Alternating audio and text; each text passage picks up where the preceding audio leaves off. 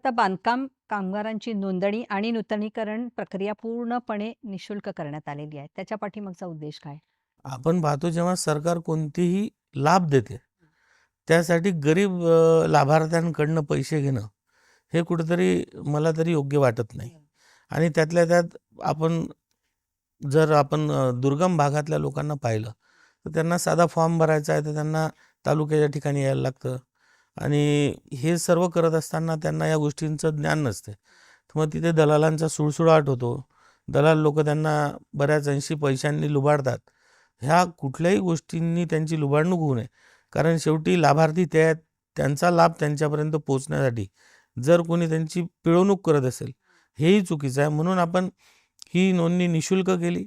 ही नोंदणी ऑनलाईन केली आणि जे डॉक्युमेंट्स त्यांना लागतात, ते डॉक्युमेंटचे झेरॉक्स काढणे, ते ऑफिसपर्यंत पोहोचवणे, ह्याही गोष्टी त्याच्यात त्रासदायक नको म्हणून ही पूर्ण नोंदणी ऑनलाईन आपण केली आहे.